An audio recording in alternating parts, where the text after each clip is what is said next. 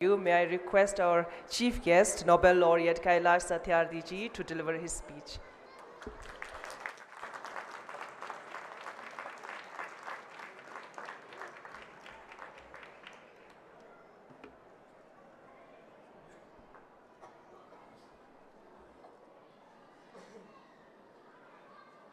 सबसे पहले तो आप सभी को मेरा बहुत बहुत प्रणाम।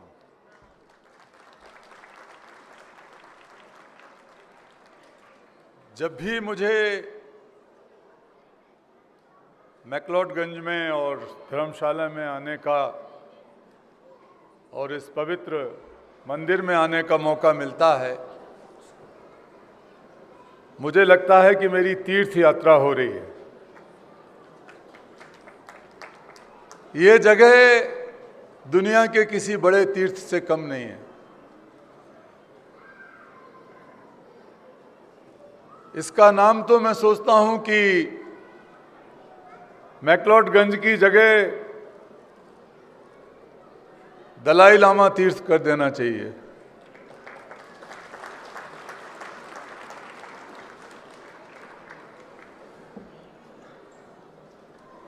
मैं हिंदी में बोलूंगा, बीच बीच में कुछ मित्रों के लिए अंग्रेजी में भी बोल दूंगा।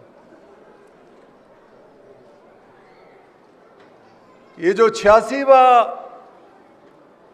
उत्सव हम लोग मना रहे हैं, ये केवल एक जलसा, केवल एक सेलिब्रेशन या फेस्टिवल नहीं है। ये 86 साल की एक ऐसी यात्रा है जो अंधेरों को चीरते हुए उजाले की तरफ जाती है, और जिस उजाले का चिराग हाथ में लेके जो आदमी चलता है, 86 साल पहले आज के ही दिन उनको दलाई लामा के पद और सिंहासन पर बिठाया गया था, और उस चिराग को लेकर हमारे 14वें दलाई लामा जी, परम पूज्य दलाई लामा जी चल रहे हैं। ये यात्रा एक ऐसी शीतल नदी की तरह है जो अन्याय और अत्याचारों के पहाड़ों को चीरती हुई पूरी दुनिया को प्रेम का संदेश देते हुए चल रही है। यह यात्रा हिंसा, क्रूरता, आक्रामकता, इसके खिलाफ एक धैर्य की, करुणा की यात्रा है। मैंने आपको प्रणाम इसलिए नहीं किया कि आप यहां एक श्रोता हैं, बल्कि मैंने आपको प्रणाम इसलिए किया क्योंकि आपका रेजिलियंस, धैर्य, आपका साहस, करेज, आपके अंदर की काइंडनेस, दयालुता, आपके भीतर की ताकत, इनर स्ट्रेंथ, और आपके अंदर बहने वाली करुणा पूरी दुनिया के लिए, केवल इस इलाके के लिए नहीं, केवल तिब्बत के लिए नहीं, बल्कि पूरी दुनिया के लिए बहुत बड़ा संदेश देती है, बहुत बड़ी प्रेरणा देती है।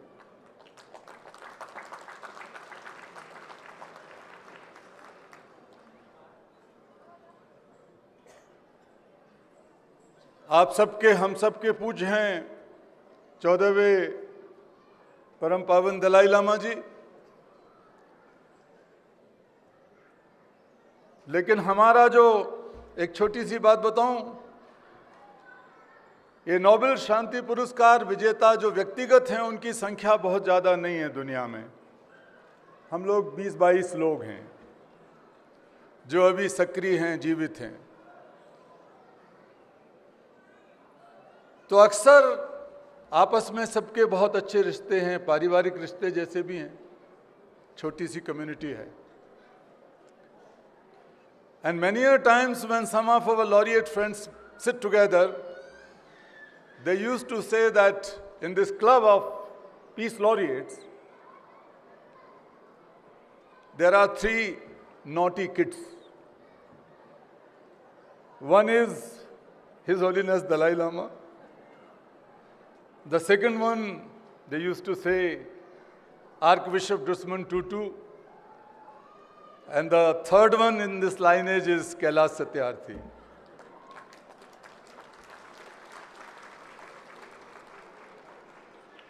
हम लोग काफी मजाक करते हैं. अभी थोड़ी देर पहले हम पूज्य दलाई लामा जी के साथ थे. मैंने उनसे कहा, मैं मिला हूं पहले 3-4 बार, कई बार मिला हूं दिल्ली से, यहां से बाहर भी, और यहां भी 3 बार आया हूं. सबसे अच्छा मौका तो मिला आज से 4-5 साल पहले.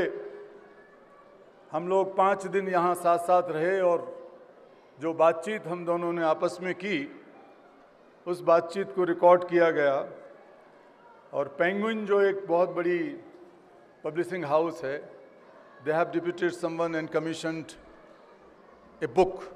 So the two people were recording everything and they had come out with this book, joint book by His Holiness and me, the Book of Compassion. तब हम लोग खूब मजाक करते थे आपस में, चाय पीते थे, नाश्ता करते थे, भोजन भी करते थे.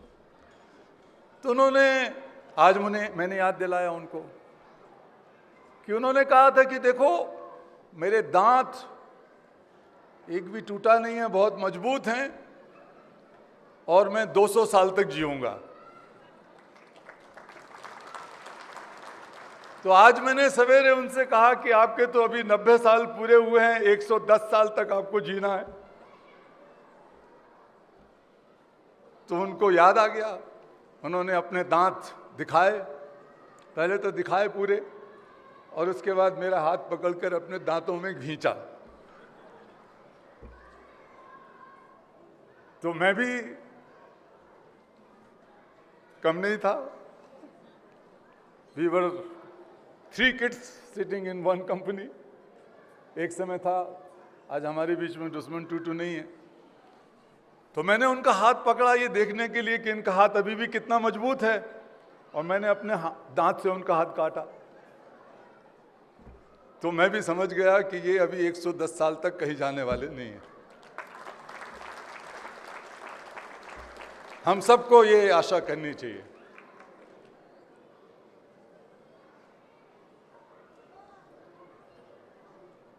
आदरणीय दलाई लामा जी की एक इच्छा और है कि एक दिन वो बहुत सारे तीर्थ जो तिब्बत के अंदर हैं, उन तीर्थों का दर्शन करें जाके. और ऐसा होगा. कभी भी अंधेरा जीतता नहीं है, कभी भी क्रूरता जीतती नहीं है, कभी भी हिंसा जीतती नहीं है, कभी भी झूठ जीतता नहीं है. हमेशा सत्य जीतता है, करुणा जीतती है. इसलिए दलाई लामा जीत कर रहेंगे. और उनकी जीत को युद्ध की जीत नहीं है, उनकी जीत करुणा और प्रेम से होगी. और आप लोग उसमें साथ हैं ना सब. पूरी दुनिया के केवल तिब्बतन लोग नहीं, बल्कि हम जैसे तमाम सारे लोग, दुनिया भर के विभिन्न धर्मों के लोग इस विचार के साथ हैं कि आपके धैर्य की, आपकी रेजिलियंस की, आपके साहस की विजय होगी.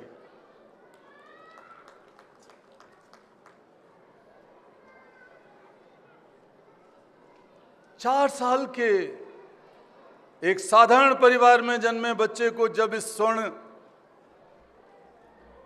सिंहासन पर बैठाया गया, द गोल्डन थ्रोन पर, 4 साल के बच्चे को, और धीरे धीरे करके जब उनके अंदर की प्रतिभा, उनके अंदर का जो ओज है, जो तेजस्विता है, वो निखरी, तो सिंहासन पर बैठने से नहीं निखरी, बल्कि सिंहासन के अंदर की जो चमक है, वो दलाई लामा जी के उस पर बैठने से 1000 गुनी, लाख गुनी ज्यादा हो गई.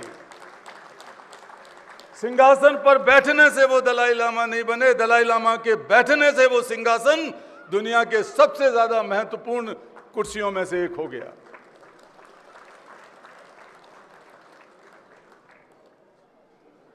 मैं कहना चाहूंगा कि दुनिया का कोई भी देश कितना भी शक्तिशाली हो, whatever powerful is a country, whatever wealthy is a country, whatever powerful a political leader of any nation,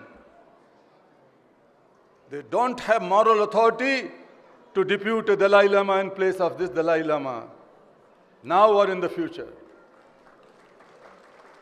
एक ऐसी ट्रेडिशन है, ये ऐसी परंपरा है, जब 110 साल जीने के बाद ये दलाई लामा जी जिसको चुनेंगे वही दलाई लामा होगा और कोई नहीं बना सकता।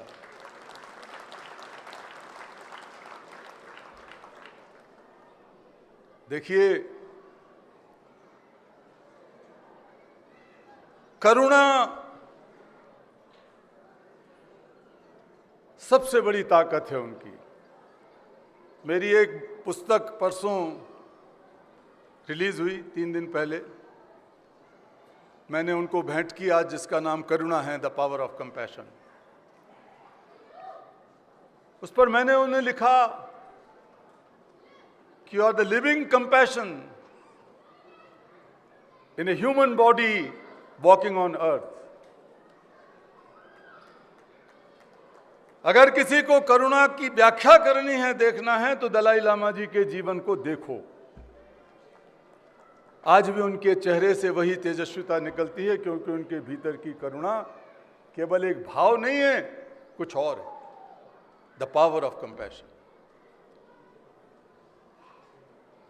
आज दुनिया जितनी अमीर है उतनी पहले कभी नहीं थी। जितनी ज्ञानवान हैं, जितनी सूचनाएं, डेटा, जानकारियां आज हमारे पास हैं, संसार के इतिहास में कभी नहीं थी। जितनी रफ्तार से हम भाग रहे हैं संसार में, उतनी रफ्तार से कभी भागे नहीं। जितने कानून कायदे आज हैं उतने कभी नहीं थे। जितने मंदिर, मस्जिद, गुरुद्वारे, गिरजाघर, मठ आज हैं, पहले कभी नहीं थे। जितने गिरते हैं उससे ज्यादा कहीं ना कहीं बन जाते हैं। धर्मगुरुओं की संख्या भी आज कम नहीं है किसी भी धर्म में। और यह तो यहां का चमत्कार है, दलाई लामा जी का चमत्कार है कि ये 4-5 धर्मगुरु यहां के एक साथ बैठे हैं। ईश्वर करे ये चमत्कार इतना व्यापक और विशाल हो कि संसार भर के धर्मगुरु आके एक साथ बैठे और यही बात कहें कि हम एक हैं। और ये बात यहां से संभव है, इसी धर्मशाला से संभव है। करुणा के बिना कोई भी मजहब, कोई भी पंथ, कोई भी मत, कोई भी धर्म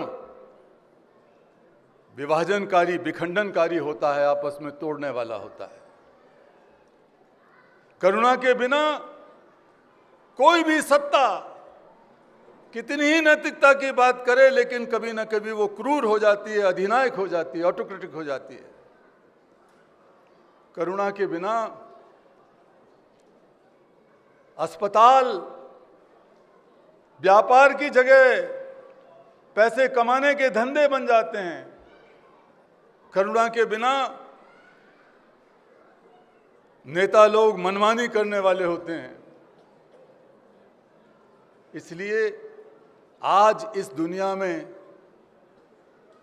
जो युद्ध हैं, जो हिंसाएं हो रही हैं, जितनी तेजी से घृणा का वातावरण बनाया जा रहा है, अलगाव का वातावरण बनाया जा रहा है, हिंसा फैल रही है, उसका एक ही समाधान है, वो कंपैशन है, करुणा है।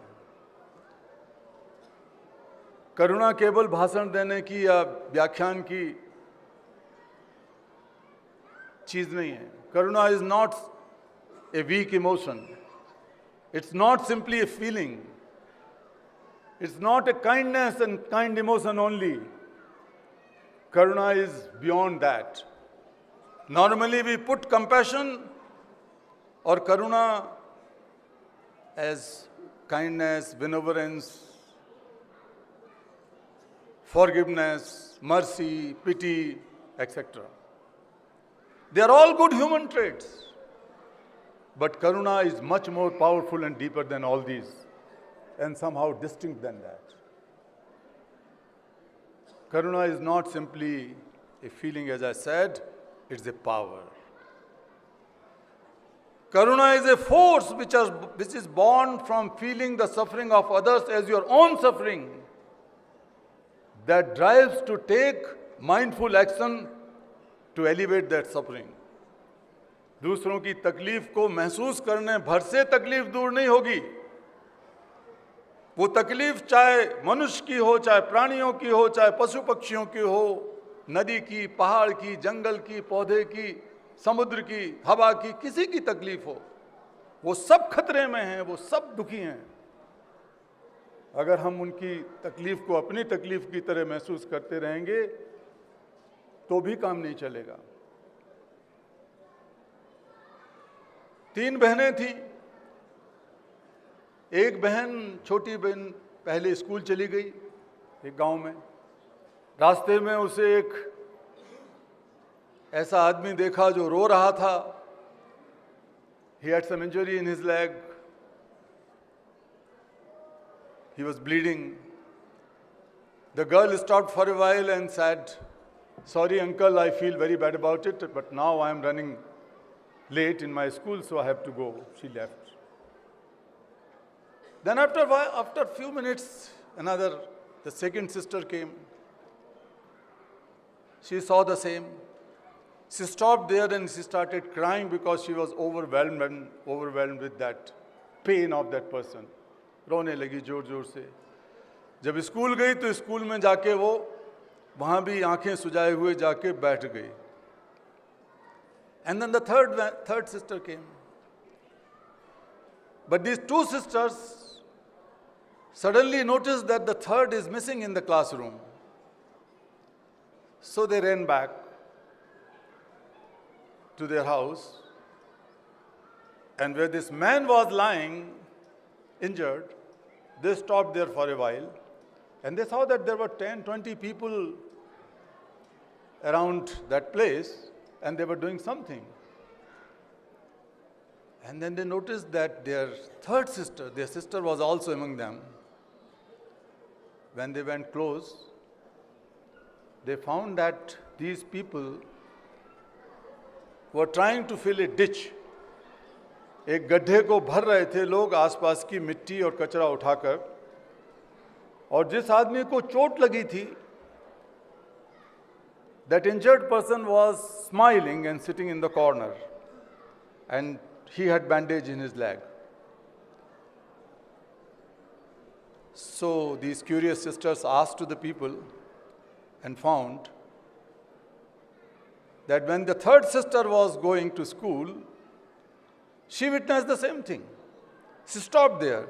She took out some money from her pocket money and went close by a doctor and then did the bandage.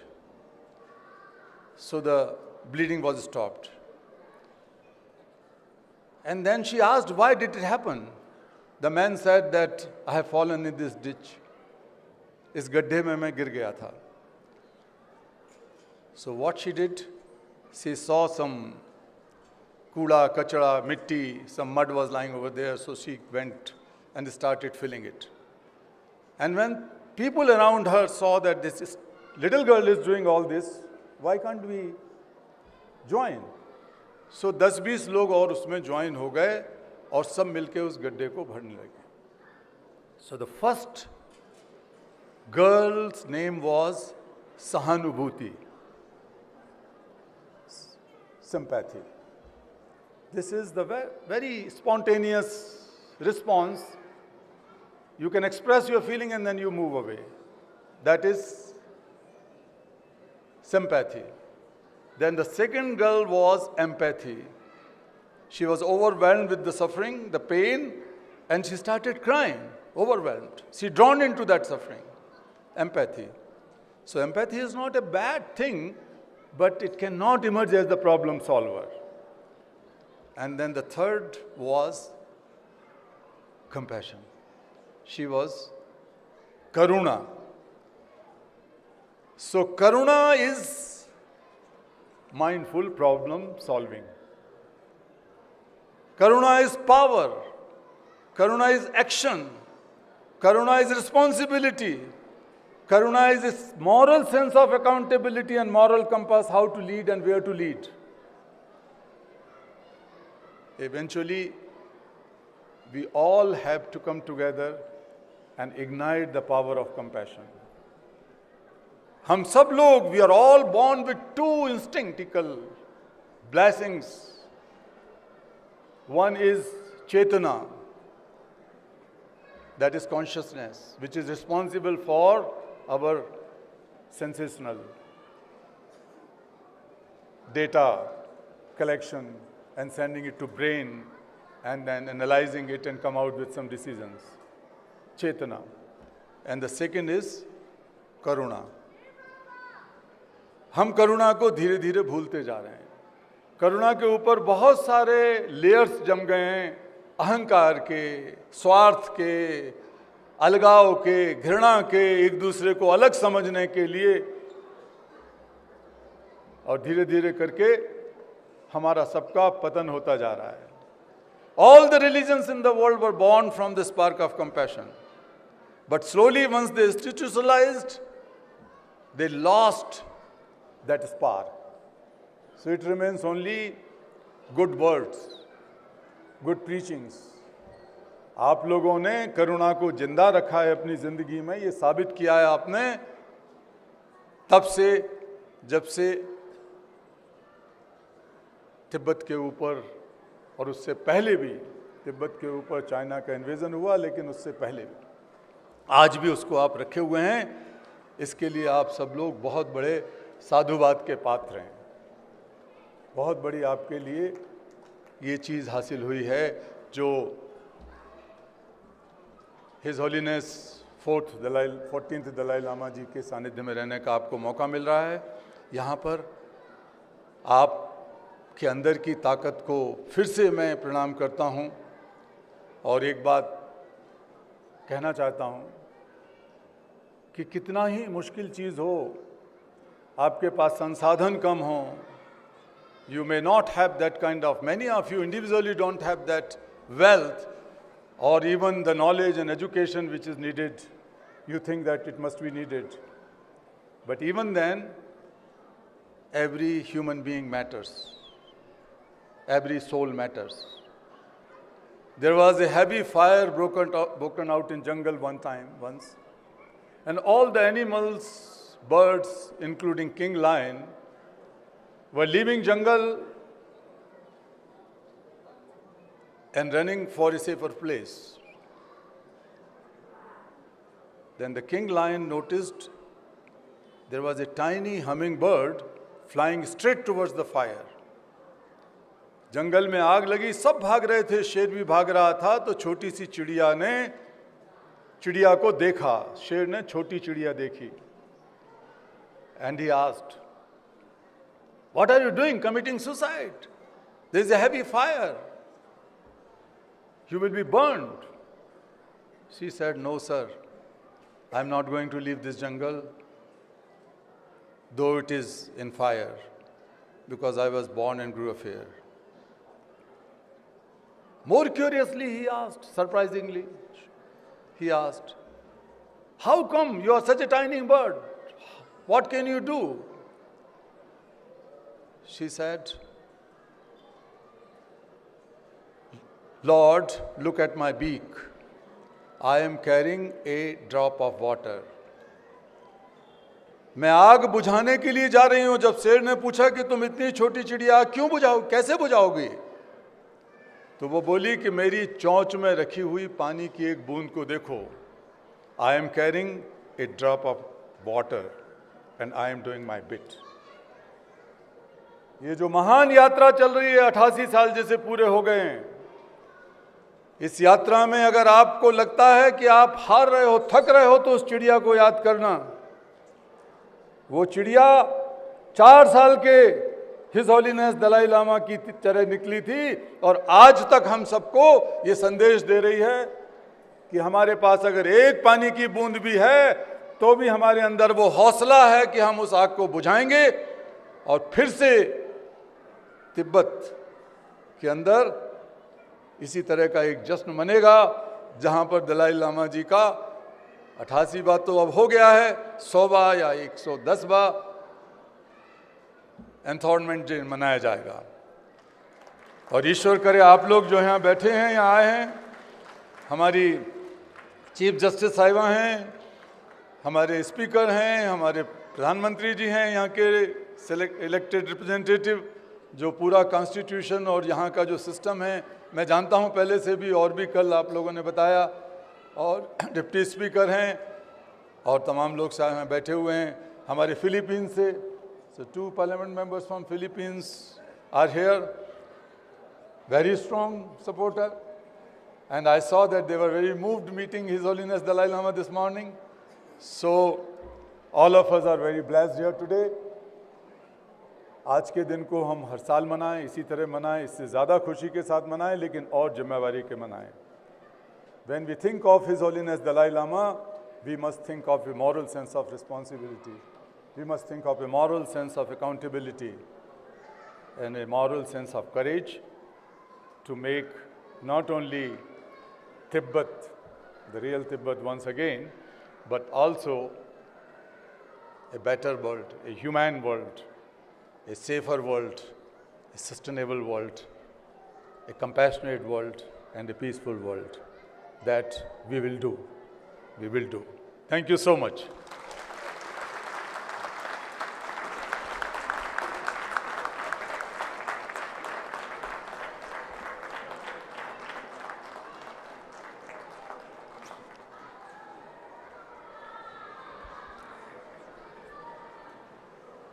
Thank you, Kailash Satyarthi ji.